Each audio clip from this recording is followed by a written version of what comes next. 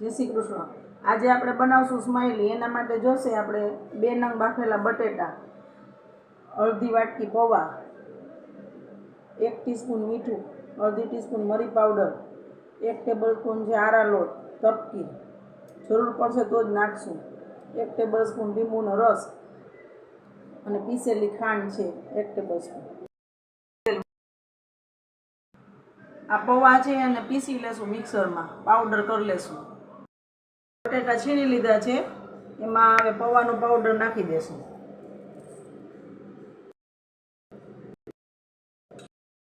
ખાંડ બધું મિક્સ કરી લેશું। 5 મિનિટ રેસ્ટ આપશું આને, એટલે પૌવા બધું એનું મોઇસ્ચર હોય ને એ એબ્ઝોર્બ કરી લઈએ। જો આ કડક થઈ ગયું છે માવો બટેટાનો, પૌવા એ બધું એનું મોઇસ્ચર હોય ને એબ્ઝોર્બ કરી લીધું છે। હવે આરા લોટની જરૂર હશે ને તો જ નાખશું, પેલા સ્માઈલી તૈયાર કરીને જોઈ લેશું। ગોટો વળી જાય છે, થોડોક આરા લોટ નાખશું, અડધા ટેબલસ્પૂન જેટલો નાખ્યો છે ને મિક્સ કરી લેશું।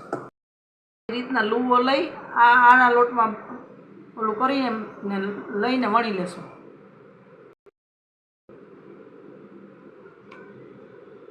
બસ આટલી જાડું વણી લેશું, પછી કટ કરી લેશું ગોળ રાઉન્ડ, આને કટ કરી લેશું આવી રીતના ગોળ, આવા નાના નાના।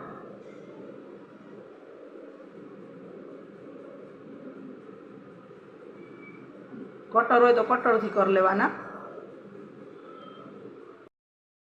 જો આ બધી સ્માઈલી આપણે તૈયાર હવે કરી લેશું, વણી લીધી છે, શેપ આપી દીધો છે, આ સેજ મોટી કરી છે। હવે આ સ્માઈલીનો શેપ આપી દેશું, સ્ટ્રોથી આપી દેશું।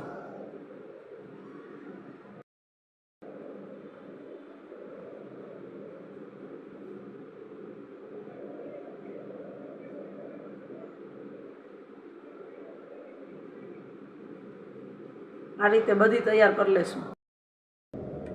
જો આ નાની ને મોટી બેયનો શેપ કરીને રાખી દીધો છે, હવે તળી લેશું। મીડિયમ ફ્લેમ ઉપર તળી લેશું બધી। જો આ તળાઈ છે, સેજ ઉપર આવશે પછી ફેરવશું,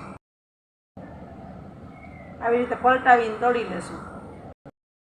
જો તળાઈ ગઈ છે બધી, આ બી લઉં, આ બીજી તળી લેશું। જો આ તળાઈ ગઈ છે, કાઢી લેશું। તો તૈયાર છે આપણી સ્માઈલી। એને આપણે સોસ સાથે સર્વ કરશું। જો આ ઘરે બનાવજો, બાળકોને બહારના પેકેટ ખવડાવવા જ નહીં પડે। એકવાર જરૂર ટ્રાય કરજો। અને જો એકદમ વ્હાઈટ ઉપર જોતી હોય ને તો ખાંડ લીંબુ નહીં નાખવાના, આ તો ટેસ્ટ માટે નાખ્યા છે, તો પ્લેન જ કરવાની મરી મીઠાવાળી। ને પૌવાનો પાવડર નાખશો ને તો કોર્નફ્લોરની બધું ઓછું નાખવું પડશે, તો ટેસ્ટ બહુ સરસ આવશે। એકવાર જરૂરથી ટ્રાય કરજો। જો મારી રેસિપી તમને ગમી હોય ને તો લાઈક, શેર અને સબસ્ક્રાઈબ કરજો। જય શ્રી કૃષ્ણ।